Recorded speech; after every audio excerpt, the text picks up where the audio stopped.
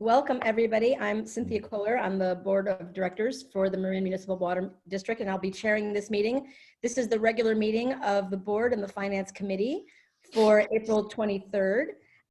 If you are, we're streaming this meeting in light of the corona pandemic. If you are a member of the public and want to comment, you can click at the appropriate time the raise hand button at the bottom of your Zoom screen. If you're joining by phone and would like to comment, you can press *9 and we'll call on you as appropriate. So with that, I'm going to call the meeting to order, and I'm going to see if we have a motion to adopt the agenda. So moved. Second. And we'll need a roll call vote. Director Bragman, Aye. Director Gibson, Aye. Director Quintero, Aye. Director Russell, Aye. Chairman Kohler. Aye. Thanks, everybody. And now is the moment for public expression. Jeannie, do we have any folks wanting to make public comment at this time? So No, actually, sorry, no public comment at this time. Okay, we'll move on to the regular calendar. I'm now looking for a motion to adopt the minutes of the February 27th, 2020 meeting. So moved. Move to the minutes of the last meeting. Director Bragman, Aye. Director Gibson, Aye. Director Quintero, Aye. Director Russell, Aye. Chairman Kohler. Aye. Thank you. We're now moving on to the monthly financial update. Good morning. I'm joined this morning by Mick Young, who's my finance manager, who's been getting me up to speed over the past several weeks. So this will be a presentation of the monthly finances for the month that ends March 31st of this year. So we'll start off looking at our revenues. So we're 9 months through the year. We're at the 75% mark, just as a baseline. And you can see that our water revenues are at $62.4 million compared to budget of $80.8 million. So we're just slightly ahead of that 75% baseline there. And you can see most of the. Are we going to be sharing? Chuck, you need to share your screen. Sure.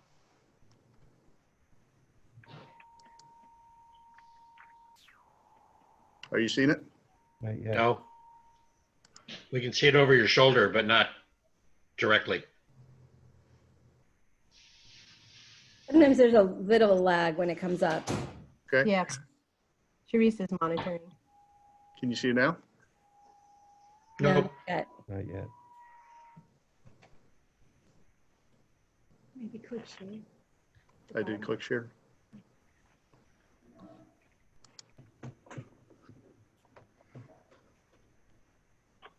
It worked. We're all getting there with this technology. It's okay. There you go. Now you got it. Perfect. All right. So are you seeing the screen with revenues in millions? Yeah. Yes. Yeah. Okay. All right, so as I was saying, the water revenues, and you can see on page 5 of your attachment, is made up of 3 components: water sales, which is the preponderance of that, and then you have service charges and watershed management fees. And then we have that other smaller component of other revenues. We're $3 million actuals through March compared to $3.5 million. And that's things like rents, grants, and watershed payments that don't fit neatly into that water revenue category. The fire flow fee, that's that $75 charge that we have for fire flow. And you can see that we're 55% year to date on that. We're not behind on the revenues. That's charged via the property tax bills. So we get 2 major slugs on that. One comes in December and then one in April. So we just received the April payment. So we should be right on, if not a little bit ahead, on the fire flow fees.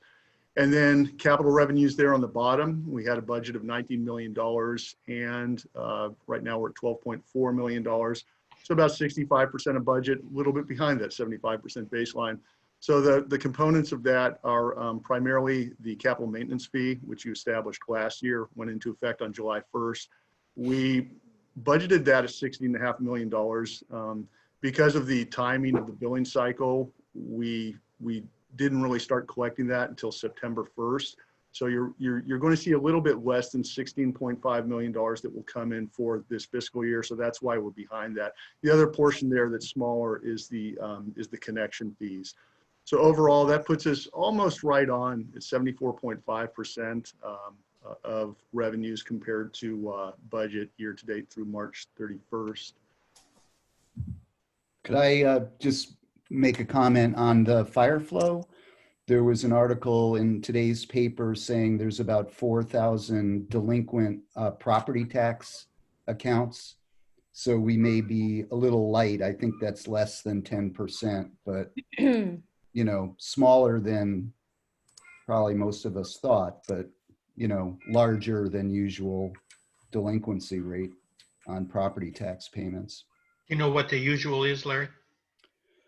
No, you know, it was just caught my eye today. Yeah. And I'm just curious. yeah, no, sorry. So can you see the screen? I just lost it here. Yeah, no, we can't see it. We see part of it. It says do not store files on this. There it goes. It's back. There you go. Yeah, my problem here is I'm not able to advance it. It's your cursor. Well, why don't you kick it off and then bring it back on? Yeah. Yeah, it's not working. It's changing it on the screen. It's not changing it up there. At least it's easier here than in a helicopter, huh? Oh, no one's shooting at me yet. No. Let's try resume slideshow and see what that does. There we go. Okay. Sorry about that. Now you're cooking. All right. No problem. So these are the next two slides are going to show you monthly water sales compared to fiscal year 2019. So the first slide is in dollars, and the second slide will show you in CCFs or volume. And as you can see, in the first 2 months of the years, we're almost dead on when you compare July and August of this year to last fiscal year 19. And then you can see that the new rates kick in September there. So in dollars, we start to see some advance in 2020 compared to 2019. And then going out to March there, you can see that we have a sizable overage when you compare 2020 to 2019. And as you'll see on the next slide, that's got two components to it. Part of that is just that we have more volume of water of the commodity. And then when you add in the rate increases, you get that increase in dollars that you see there. So looking at the CCF comparison, you can see that March is about 25% higher than March of 2019, that red line there on the right, compared to the blue line on the right. And again, you know, from a volume standpoint, I'm kind of new to the water game, but that seems to make sense. Looking at rainfalls for last March, they were approaching 5 inches, and this March was a little bit under 1 inch. So I think that from a demand standpoint makes some sense. And then we kind of look at it from another standpoint of the tier consumption. So you can see tier 1 on the bottom is the blue, tier 2 in green, and then 3 and 4 respectively in the orange and yellows on top. And looking back to 15, that was kind of a normal water year. And then we entered the drought years in 16 and 17. So you can see as conservation efforts were made, those volumes of water demanded fell. And then we've kind of, since 16, we've climbed back by a little bit over 20% to get to where we are on the far right there, fiscal year 20. So about 75% of your tier 1 water there, that 6,059 CCFs, that's about 75% of your total. And if you added that with tier 2, that's almost, that's a preponderance of your water consumption. So we'll turn now and look at expenditures. So we've got 3 major categories. Chuck, Yeah. Chuck, before you go, you leave that on there. Can you let us know if there are any delinquencies in the tier 2, 3, and 4 payers? Not this moment, but sometime. Yeah, just find out if those guys are still paying. Will do. Yeah, thanks. I have a more general question, and I don't want to interrupt your flow. So do we age receivables as a whole? Yes, we do. Could we get that information maybe before the next board meeting? Yeah, we can get you that. Absolutely. Thank you. Other questions on those? I have a series of questions, but I kind of want to wait for you to get to the end of your presentations before I Okay. get. Got it. Okay, so expenditures, looking at the upper column there, or the upper boxes, we've got operating expenses, and those are really kind of divided into three major categories, which are personnel services, maintenance and operation, and financing costs, which are those costs that we incur for debt service. So on the personnel side, we're at about 80% of budget through the year. We spent $40.9 million. And that personnel service is the preponderance of it is made up in wages and the annual cost that we pay to PERS for our defined benefit pension system. You've also got health and dental in there and other post-employment benefits, such as health benefits that we pay to retirees. And then you have payroll taxes and some other miscellaneous expenses in there. So that's at $40.9 million compared to an annual budget of $50.8. Maintenance and operating expenses are all those non-personnel costs that we have, electricity, operations, the water commodity itself. Those all go into maintenance and operating. So there we're a little bit behind that 75% baseline. It's 66%. And then financing costs are debt service that we pay on the three major revenue bonds that we have, the 2012, 16, 17. And then you've got some smaller debts such as for Las Colinas Sanitary, clean energy bond that we have, and some much smaller debts that we have outstanding. And as you would imagine, financing costs are not really variable. Those are fixed to a schedule, so we're right at 75%. And then capital allocation is that portion that we allocate primarily personnel services to capital projects that we have, and we're at about 76% of that throughout the year. So that gives us a overall operating expenses of $64 million compared to $85 million, and that's right at that 75% baseline. So we're right on for 9 months through the fiscal year. And then fire flow projects, we budgeted $4.5 million, which matches the revenues that come in for fire flows projects. We've spent less than that. We're only at 23.9% of the budget. And as I'll show you on the next slide, that's by design. My understanding is that we've overspent on those fire flow projects in previous years. We've spent down our fund balance to a negative balance. So we've kind of scaled back those projects to get the fund back to a positive balance, which it is. And then we have a number of district projects, and those capital projects. We're at about 50% or 10 million through those, and that includes our capital equipment purchase, things like vehicles and earth moving equipment. So overall, $75.2 million compared to a budget of 109.5 brings us in at about 69% of budget throughout the year. And again, operating is almost spot on. We're a bit behind on CIP expenditures. Chuck, I have a question. Are we putting the brakes on any capital projects, construction projects, or do we consider them all essential? I can jump in on that. I think that Chuck, you want me to?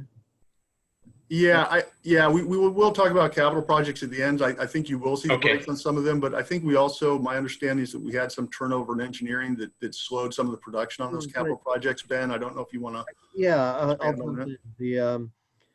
Larry, we did look at each and every capital project with legal and Mike Bond, of course, looking at the order that was in place. So it's a good question in terms of that.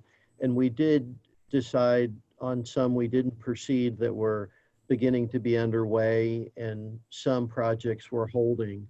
Most we kept going forward due to the essential nature of the work. If it was related to fire flow or repairing a line that was critical and in very poor condition. So we went project by project, and we have a record of the basis of decisions on what projects we kept moving forward. Good. I'm just concerned about putting the construction workers at risk, although they probably prefer the money to taking the risk. That, I just want to make sure we're balancing that part of it. That are they truly essential, huh? Because something like fire flow is a perfect example. We got along without it for a long, long time, right? So, it's like, it might be essential, but it wasn't that essential that we did it before. So we put it off previously, or at least didn't do it. Yeah, we did Just I'm sorry, go ahead. We did have one or two projects, just to share, where the contractors felt, due to the nature of the project, they preferred to hold off until the shelter in place was lifted, and we did accommodate that. Good. I'm glad to hear that.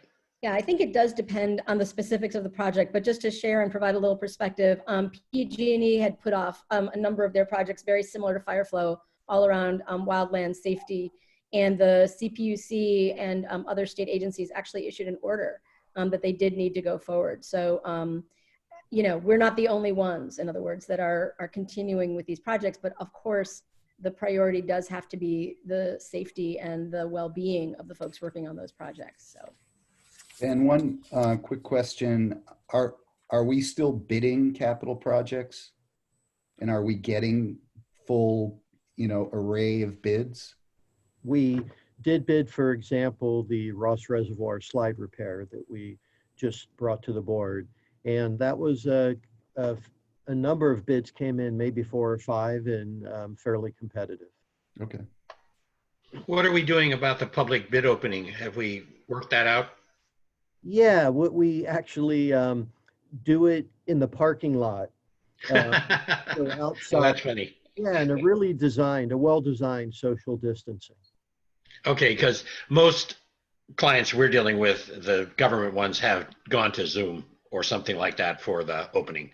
They just don't open them in public anymore. They just open them on the internet, and that's it. Just FYI. I have a question on the last slide. I lost something in translation here. You showed 109 plus for expenditures, and on the first slide we saw, which was revenue, we showed 107.8. I don't understand those two numbers. It sounds like we're spending more than we got. Well, and you may be, because if you compare revenues to expenditures, you may be just because of timing differences. So remember, a lot of your projects either are funded with bond proceeds or now under the CMF. So you're going to have some pay-go money that's been stored up for projects that don't necessarily align with the expenditure of those funds with when those funds came in. I think he's talking about budget, not actuals, Chuck. Right. Yeah, I am talking about budget. Right. Right. But you could have, you know, funds that came in previous years through a bond issue, saying you have bond proceeds that are being spent down. So you may budget those expenditures in a year that doesn't correspond with when those funds came in. So you can have a point at which you might have expenditures that are greater than revenues. Got it. Because you have those in fund balance. Okay, thanks. Could you put the next slide up? Yep. Okay, I'm very happy to see that pension reserve fund on there. I think we should probably be talking more about that particular issue in terms of emphasizing that it's there. You know, it's probably a relatively small number versus the actual number, but at least it's a good start. Yeah, and we're going to talk a little bit about pensions on the last slide, just some kind of things that we should be keeping an eye on. So we'll talk a little bit about PERS. That is something that, you know, as a finance director, that it concerns me, and it concerns finance directors at every agency in California. So. Sure. You know, of course, Chuck, it's less of an issue with the utility, but it's still an issue. It is an issue. It is an issue. And yeah, we'll talk to that a bit. So let me run through these quickly. We've talked about revenues, we've talked about expenditures, and now we'll talk briefly about fund balances. So you can look at these on page 7 of your package. So the restricted designated fund, we have things like general liability, workers' comp. We also have debt service in that fund. So what you see there in that middle column, fiscal year 18-19 audited, is where we stood as of June 30th of 2019, the end of the fiscal year. And then where we stand now is in the right column. So you can see that fund is maintaining a healthy balance, gone from $14.3 million up to $15.8 million. The rate stabilization fund that the board put in place remains at $9.4 million. It hasn't been used. My understanding is that we have used it in the past a couple of times when our debt coverage ratios have dipped below 1.25. The fire flow fund, we talked about that. We've slowed down on the projects, and there you can see that as of June 30th, the end of the fiscal year in 19, we actually were at a negative fund balance of $1.4 million. So now with the slowdown in expenditures and projects, that fund has actually gone to slightly to the positive to $100,000 as of March 31st. And then the pension reserve fund, as you mentioned, I think that was put into place in 2019. It's a very good idea. It's actually just an assignment of funds, but it's nice to have that to address any kind of bumps that we have with PERS. And as I'll talk to later, that's probably something that is very foreseeable by the way that PERS sets the annual required contribution now. It's much more volatile than it used to. We don't smooth those rates anymore. So we definitely see our pension costs move markedly from year to year based on what their investment returns are in the markets. And then the capital fund, those projects that we've been talking about, we actually have a slide on capital projects coming up here. That's stayed pretty much stable, gone from $24 million at year end to $24.1 million now. So, you know, you've got revenues coming in there and expenditures going out. I would expect with the addition of the CMF in the last fiscal year that fund balance will probably grow over the next several years as we kind of move to a pay-go system. So overall, our funds that are obligated, restricted, and designated, we have fund balance of $51.4 million. And then our unrestricted and undesignated fund balance was at $27.4 million. That's gone up to $30.1 million. However, what we don't do in these presentations is take into account encumbrances. You've got about $2.5 million of encumbrances that are outstanding that'll be booked at the end of the year. So that 30.1 actually comes down a bit and really remains flat at where it was at June 30th. So our total reserves have gone up overall from 75.7 to $81.5 million. We give you a measurement of how much of that fund balance we have, what that would do for us in terms of months if we had interrupted cash flow. So we can cover 4.2 months with existing fund balance. Debt service coverage by most of our bond covenants is 1.25. We were at 1.39 at the end of the year, and then you can see our projection has jumped up to 2.5. And again, that's primarily due to the addition of the CMF fee. That will likely come in a bit under 2.5 because we, as I mentioned, will only collect 10 months of that CMF in the current fiscal year. Outstanding bond debt, those are, it's really good to see that going up. I'm right. really glad to see that. Yep. And then outstanding bond debt, that's the debt that we have on 3 major bonds. And again, you can see that at the bottom of page 7 in your package. $144.7 million, down a little bit from last year. Of course, you're defeasing some of that principal with your biannual debt service payments. So you expect to see that come down. And then the other debt there at the bottom, that's $7.8 million. Those are just those smaller projects that are listed. Some of those things like Las Colinas Valley Sanitary, that we have very small bonds that are outstanding on those. Chuck, do we have a goal for the months of reserve? Or have you, we have a goal, or do you have a goal, or are you aware of our goal? 6 months. Our goal is his goal. Yeah, the 6 months. I'm just asking, are we shooting for that, or are we just letting kind of laissez-faire approach and see what happens? You know, I would have to look at that a little. You know, if you go by, you know, GFO guidance, used to recommend that agencies have 2 months, but what they also point out is that it depends on your agency. So it depends on how volatile your revenues are. It depends on Sure. what your risk factors look like. I would say for, you know, places that I have been, 4.2 is very healthy. 6, if we can attain 6, is great. But you know, I don't see so much volatility in our revenues that I would think just intuitively that you have to go beyond 6, but something that we can look at. Of course, we're, you know, in the old parlance, this was called the drought reserve fund. Right. So, you know, that problem still is riding in the background. You know, other agencies don't have droughts. So it's an important thing to have there. And do we need a DCR of 2.5 should be adequate to please the bond guys, huh? Oh, that's very much more than adequate. Yes. And I would imagine the CMF has reduced the volatility of the billables. Yeah, as a fixed charge, that absolutely reduces Yeah. the volatility. Yeah. Yeah, so we're heading. See, you just come and touch it, and it's perfect. I love it. Great. They got you here sooner.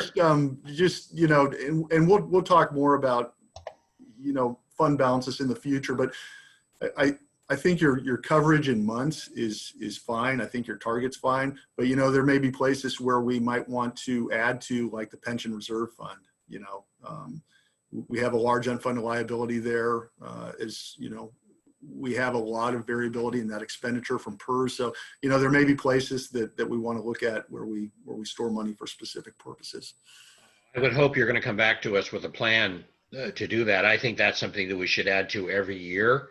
Understanding, of course, we can't control the economy, but if we can get through a year like this, we can probably get through anything.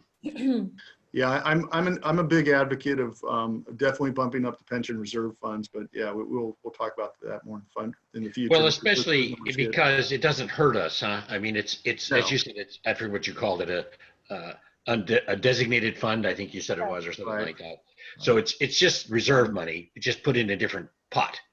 Exactly. So it does us good to have there, and it does us well to increase it too for the future. Absolutely. I think it's a really important thing for transparency. It's an issue that's really important to the public. So I think having it there serves that communications and accountability function. Agreed. When you have a chance, Chuck, you and Ben, I'd like to hear about what you think the maximum amount we could probably put in there is per year. Not at this moment, but as we go down the road. What I expect, Chuck is getting out the RFP for the long-term finance plan we've been talking about. And as part of that process will be, of the many elements, reserve targets and ways and strategies to populate those targets will be a key part of the discussion. Who are you thinking about sending those to? I don't care the names of the firms, but what kind of firms? Chuck? So we're sending it out tomorrow, and we've targeted a number of firms. Some of them are the firms that you're familiar with that do actual rate setting, like Raftellus. And then we've also targeted a few firms that kind of do more kind of fiscal advisory work, like PFM and Management Partners. Those are ones that I've worked with in the past. So we're kind of hitting a large target or a diverse target. I think we're sending it to 7 firms. So. How much money is it for? We don't know yet. I can tell you that I've done these before for less than $20,000 for the actual 10-year forecast. But when we're also adding in a component to assist us in facilitating some workshops with the district and with the stakeholders. So that's going to add somewhat to that cost, but I don't know how much that's going to be. So less than 50 probably, huh? I would think so. I would think so. Yep. Chuck, one other thing on the pension reserve is we should do an analysis if it makes sense to pay down some pension debt, because it's sitting there earning maybe 1.5 points, and PERS will give us whatever their designated rate of return is now. I don't know if it's down to what, 7% now is their target. It's a lot better. It would earn more paying down debt than it does sitting there. So that's something else I think we should at least analyze. I absolutely agree with you on that. And there's ways to do that, be a little outside the purview of this discussion, but we can target paying off part of that unfunded liability, which is large, but we can pay off line items that and get annual savings. And then kind of from there, you can kind of build where you can pay more and more each year and start getting rid of more and more of those individual line items and bringing that cost down over time. It will take a long time, but I think it's something I absolutely want to explore. I would suggest, Chuck, caution in using the term unfunded liability, because you know, in a business, next year's electric bill is an unfunded liability, but you don't carry it on the books as an unfunded liability. Next year's cleaning bill for the office is an unfunded liability. But so I don't really like that term. And as you go forward in a business, you know, it's just like Social Security. It's paid by the fact that there are more workers paying into it in the future and so forth and so on.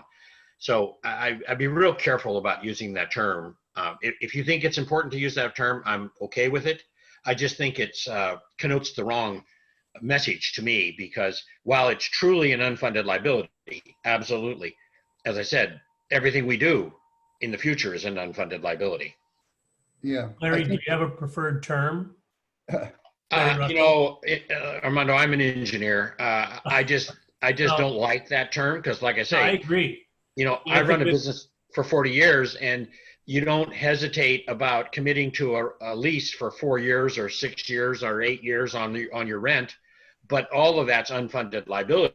You know, if I had to pay it today, it would kind of have to come out of my pocket. Yeah, our And mortgage, you know, all of our mortgages are unfunded.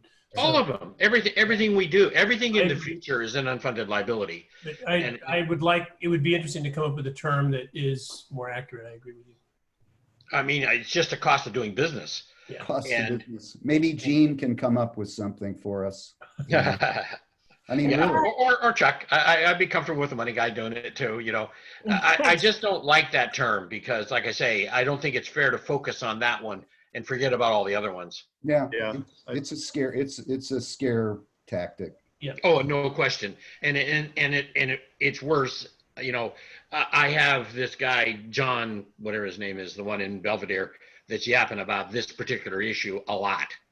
So, you know, I just think we need to be careful how we choose our words, because it's, you know, it's an issue, definitely. But Yeah. like I say, why zero in on that one? Why not zero in on the electric bill 10 years from now or 20 Yeah. years from now? Yeah. You know. No, I agree with you. Yeah. Yeah, we'll have to discuss that. The unfunded liability is a term of art with pensions. So Yeah, I'm aware of that, but like you said, it's like Larry Bregman said, it's really used as a weapon and more than it is as a tool. Right. I think we can move on from this, though. I think it's a useful thing to talk about, but I just want to be respectful of everybody's time here.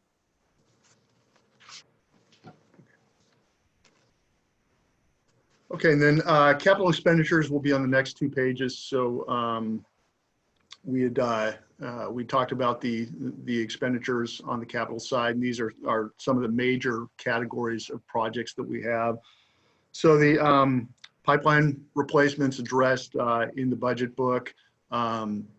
We have $5.6 million budgeted there, and my understanding of that is that it's to replenish those pipes that are aging and showing signs of wear and leakage, and we're replacing those based on those that are the highest risk and those that are affecting things like salmon populations.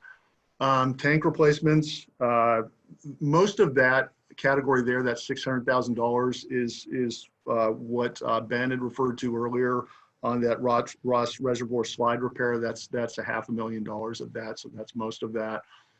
Treatment plant upgrades is work that's being done on those 3 treatment plants within the water system. There is a large project of $4 million that was on the San Geronimo clarifier, and my understanding is that project has been put on hold right now. So that's why you see a much smaller expenditure compared to budget there on treatment plant upgrade. And then that next line of Dan pumps, control system meters, that's projects on the 6 dams and for the system overall. And that's kind of the larger pumps and components of that system. The next one is system improvements, which is smaller transmission and distribution pumps. So that's a much smaller amount, budgeted $600,000. We have a very small budget for the Ranger residents on the watershed of $100,000. That doesn't have any actual expenditures on it yet year to date. And then watershed road improvements, and that's roads that service the watershed, recreation, production, and then a large system of culverts that's in that too. So that's budgeted $1.3 million, and we've got through about, we've expended about $500,000 of that year to date. We have a couple of projects that have reimbursable grants associated with them from the state. The largest of that in there is the AMI project, and then there's also a watershed project to do with salmon populations that is in that $2.1 million, and we've expended $1.8 million year to date. And then reimbursable customer projects, if customers want to swap out meters, work like that, we can expend that money and get reimbursed by the customers. Information technology has $500,000 budgeted, and primarily that's for upgrades that they have to do on things like our ERP systems, of which they've spent $100,000 year to date. Fire flow replacement, I think we talked about. I believe it's addressed in the budget. There's 52 miles of pipe that we're going through and addressing, some of that dating back to the late 1920s. So we've got $4.5 million budgeted in that, of which we've spent $1.1 million year to date. And then capital equipment purchases are primarily vehicles or moving equipment, those kind of things. And then others there, that last category is just things that don't fit neatly in any of those other several columns. And most of that is just minor fixtures on buildings like this building and the corporate yard. So my last slide here before we go into questions, I just wanted to kind of talk with the board just about, I know there's going to be questions about, you know, what the impacts are of COVID. So I've just kind of got three major categories here. I'm just going to talk to them a little bit. The first thing, we touched on CalPERS, and CalPERS to any finance directors is always something that you keep an eye on. So looking at their performance to March 31st, is their 9 months through the fiscal year, and the valuation date is at June 30th. So they're down 4%. So that's bad, but it's good when you compare it to the S&P. So if you look at the S&P index for the year, we're down over 20% in that period. It dropped precipitously with this COVID event. CalPERS has one of the board members had commented on CalPERS taking the discount rate down, and they did take that down from 7.5% to 7%. And the purpose behind that was to rebalance their investment portfolio so that it's less risky. And when you see a 4% loss compared to a over 20% loss, I would say that they're doing something right, and that's good. So that's the positive on that. That will have an impact to us depending on how they finish up the fiscal year. So if the fiscal year ended right now and we had a 4% loss in the investment portfolio, keep in mind that PERS targets a 7% return. So a 4% loss translates to an 11% actuarial loss, because you didn't get that 7% that you planned on investment returns, and you've lost an additional 4% on the portfolio. So what that translates to, if we see a loss at the end of the year, is that they will take that loss, amortize it over 20 years, and that would start in fiscal year 22. So there's a 2-year lag between valuation and when they set the rates for the plan. So, you know, it's likely going to have an impact on us in future years. Could be partially offset in future years by years where we exceed that 7% targeted investment return. So again, just something that we kind of keep an eye on. And I think I would like to talk with the board about the plans in the future to kind of mitigate our exposure to the volatility of CalPERS investment portfolio. And then we have other expenditures that we've incurred just because of this COVID event. We've disinfected buildings and vehicles, and I think we've spent about $60,000 on that. We spent about $30,000 through the end of March on additional janitorial services. And then under the CARES Act, with this COVID event, we are required by law to give employees additional sick leave, and I think it's up to 80 hours. So we have had employees that take it that are using that, and that's about another $60,000. So we are seeing some additional expenditures specifically related to COVID. I know that the board's big question is probably on, what the effects are on revenues. And my unsatisfying answer to you right now is I really don't know. We've got some billing data through April 14th, but it's just really too soon to tell. I can tell you just in those couple of weeks of billing data that we've looked at, we certainly don't see any fall in usage. It actually, in most of the residential categories, seems to be up a little bit compared to last year, which is kind of what we'd expect.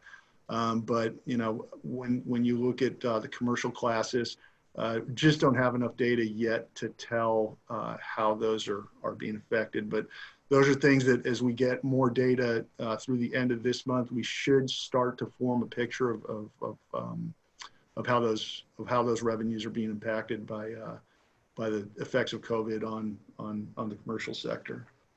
Chuck, could Yes, we sir. get at our next board meeting a breakdown of residential versus commercial? Yeah, absolutely. Because I would expect commercials way off, but who knows? We would expect that too. We're just not seeing it in the billing data. But again, with 14 days of billing data, it's hard to tell. And you're behind kind of as Yeah. far as what you're really tracking. Larry, the best picture we think will be at the next Finance Committee update. So a month from now, that's when we'll really have a good data set, from the delay in the meter reading and the 2-month billing cycle. And one other question as far as getting information for that next meeting would be whether you guys could do another analysis of the AMI information. Okay. So just to kick off the questions, first I want to say welcome, Chuck. It's good to see you, and you've really come at an extraordinary moment. And this was a really helpful, very clear, and very comprehensive presentation and analysis. So I'm grateful for that. A couple of questions on the revenue side, and understanding that you don't have data. So this is less my asking you for data that you don't have, and really more sort of setting up for where to go. We obviously have put in place a self-imposed moratorium on shutting off any accounts for non-payment. And of course, now the state of California has imposed that. And as you are probably aware, the federal government is also considering at least one and possibly as many as 4 different bills that would establish that on a national basis. So what I'm looking for is, and this is probably something that you'll have time to prepare for the next Finance Committee, is what our strategy is around that. Obviously, we want to be supporting our customers who are furloughed or laid off or whatever, or in financial distress as a result of this pandemic and are not in a position to pay their bills. And that's as it should be. I expect that will not be a huge number, but we really don't know. It's very difficult to assess at this point what that impact will be. Obviously, there will be some impact on our revenues, which I think, just given the health of the district, we're probably in a position to absorb at least for some time to give people a break. I think what we need to start thinking about, and I'd love to get your brain and that of Ben and the rest of the team on this, is where do we go with that? And how long are these? It's difficult to know how long these moratoria are going to last. It could be, a few months. I expect it'll be significantly longer.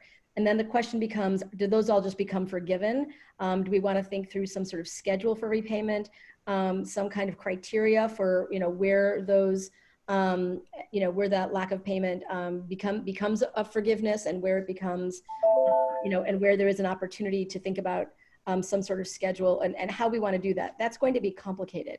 And at least from what I'm seeing on the federal and state side, nobody's thinking about that yet. It really is just straight, moratorium, which again, given this current situation, is understandable. But I do think it makes sense for us to start thinking about what that looks like for our district and trying to put some, I don't want to say guardrails, but some thinking in place about how to address that situation. And it may not be as severe as we're all expecting. I just want us to be prepared. I think the federal government in particular is going to be looking for proposals.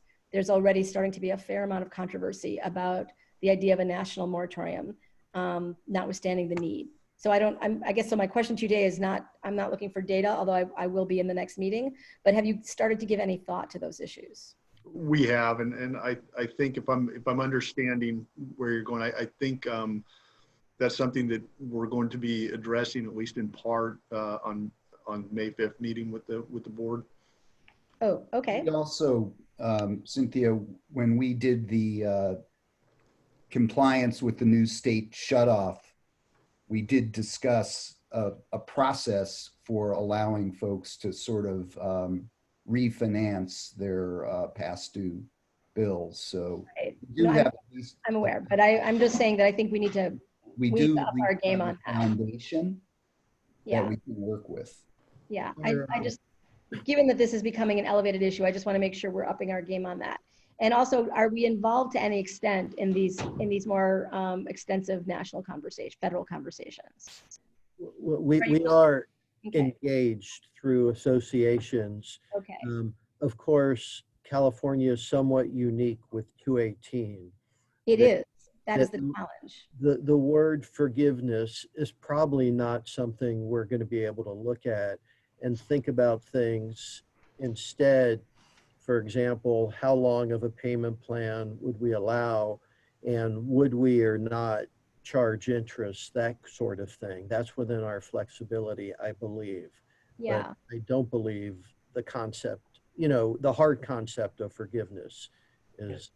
Right. The way we would get to a forgiveness, I think the only way is if there was dedicated federal or state funding, because that would not be rate funding. The 218 issue is forgiving via, rates. So we do have some flexibility there. I know every time we turn around, we're looking to our non-rate revenue to bear higher burdens. But there is, again, some significant conversations on the federal side about funding for utilities specifically to address the revenue issue. So there you would be outside of the 218 process. That's why I'm wondering if you are involved in those conversations. The associations, the big national associations are involved. I'm not sure they're addressing this issue in a way that is most directly impactful for utilities like ours, candidly. So that might be something to talk about, when you have some time. But I just want to be sure that you're aware that those conversations are happening in a significant way. And Could I chime in on one thing on the national conversation? I did that seminar last week from what was it, American Water Association or whatever. And they said that the current bailout only addresses large utility districts, like over 1 million customers.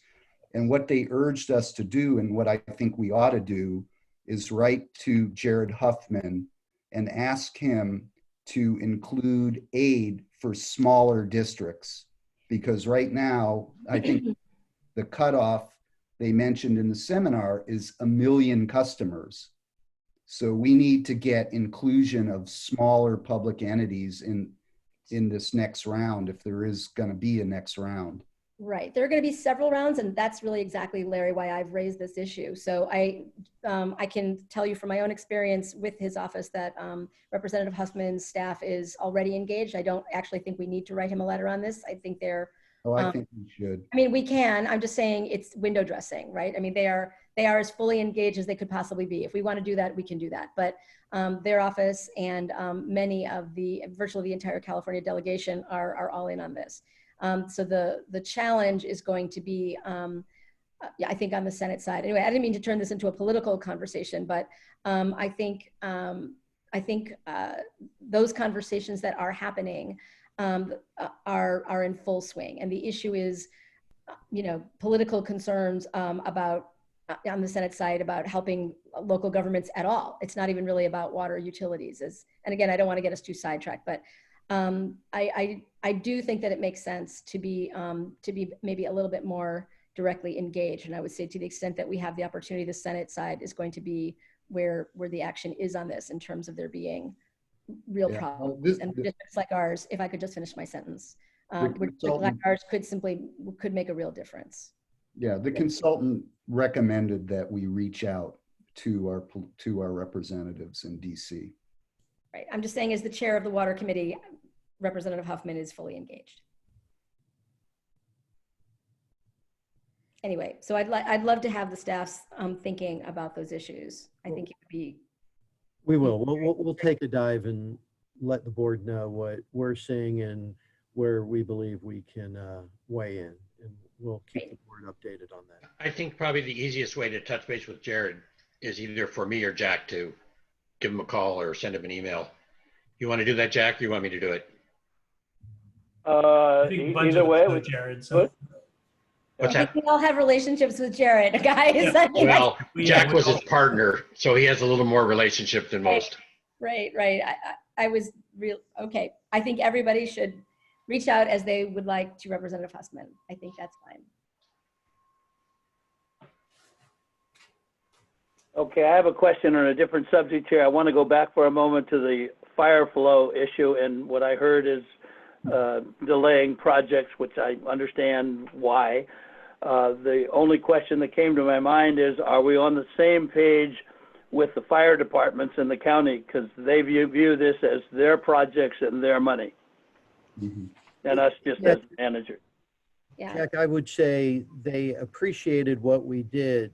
Specifically, as Chuck noted, that fund went into a deficit.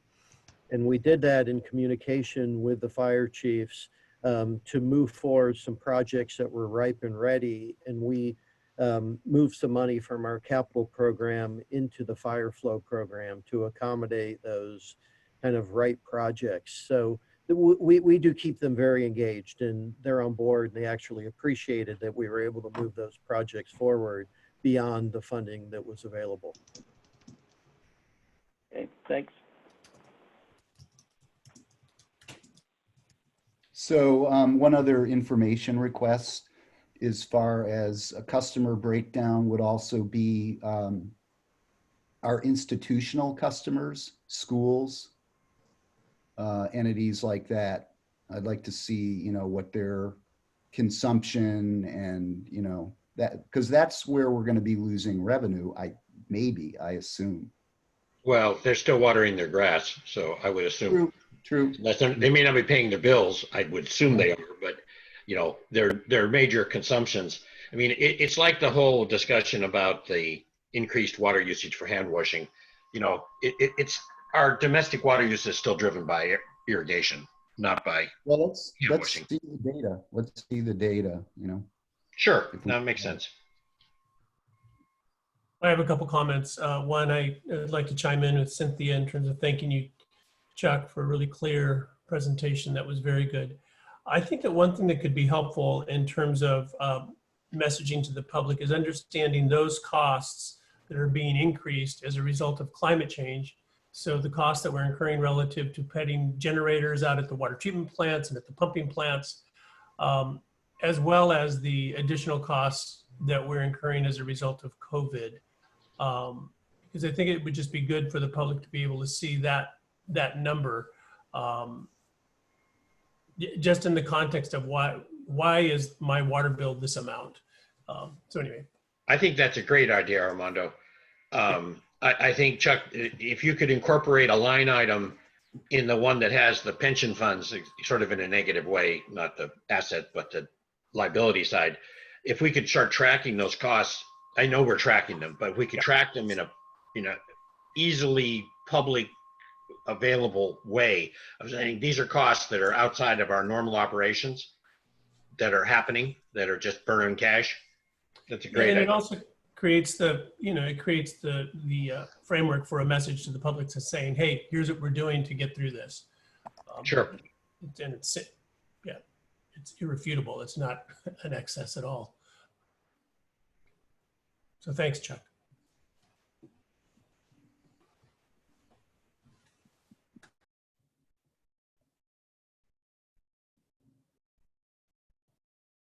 I think it's in your court, Cynthia. Are there any, I was just thinking, I just looked like there were going to be more questions. Are there any more questions from the board on this item? All right. Do we have any public questions on this item? Therese? No public comments. All right, then I believe we are adjourned. Thanks again to the staff for putting together a great presentation. And to the board. One quick comment. I'm really surprised that we're not getting any of our normal folks monitoring these meetings. I don't know if we should reach out to them, like Roger, people like that. I mean, it seems to me a pretty painless activity to just push a button on a computer and get online. You don't have to come down to the meeting or anything. We don't have anybody. Ann Thomas, none of them. I just find it odd. Sharice and Jean, are you able to see that people are watching these? You can see them too. Go down on participants. Yeah. So in addition to the attendees, I we see. started live streaming these meetings. So if people want to watch the meeting like they normally would in the past, they're able to click the live stream. I see. Yeah, So but they there's can't two ask ways. questions, huh? They can only ask questions here. I mean, this is, maybe if you wouldn't mind just reaching out to 2 or 3 of them and asking them why, you know, like why Roger's not doing it, why Ann's not doing it, why Priscilla's not doing it. I'm just aghast, very frankly. That Well, along those lines, it might be helpful to just put something on the website that says, for those of you who are joining the meetings, here's how to interact with the board during the meeting. We did. good do that. idea. Okay, we did. Okay, I We didn't see. do that. We have that, yeah. We have that. Oh, okay. Yeah. Sorry. No, we definitely have Thank that. So Maybe they just don't like us anymore. I think, Jeannie, I know you and Sharice, I'm sure have a lot on your plate, but I do think that it's a very small number of people that Larry's referring to that typically do attend. So, and I will say again, at the risk of, live streaming and appearing to be ageist, they are part of our senior community, most of them, and they may find it a little bit more challenging to negotiate. That's true. That's We will true. definitely reach out. Very And good point. Maybe we could prompt them through, Cynthia, with give them a little narrative of how to do this. Right. I will say, as a not quite yet member of the senior community, and I'm on Zoom all day long, it took me a while to get on. For some reason, I had to use a different browser and I had to paste the link in. Like I couldn't, like the link wasn't working.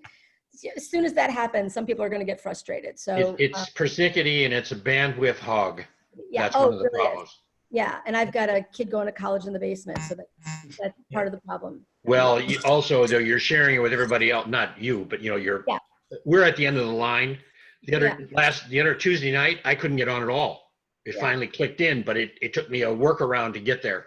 Right. Anyway, so I'm just saying that could be part of the challenge as well. It's just the technology. So like I say, it's a very small number of folks that Larry's referring to. So if you've got a little bit of bandwidth to reach out to them personally, and even if they don't want to participate in the meetings, they will very much appreciate the reach out. So Yes, Sure. I agree. Absolutely. thank you do. so much. Okay. Maybe they're on Tahiti or somewhere, who knows? I very much doubt that. I'm sure they're all sheltering in place and being very, very safe, as I hope you all are. Yep. I'm going to let you all go. Thank you for the meeting. We are adjourned. Thanks.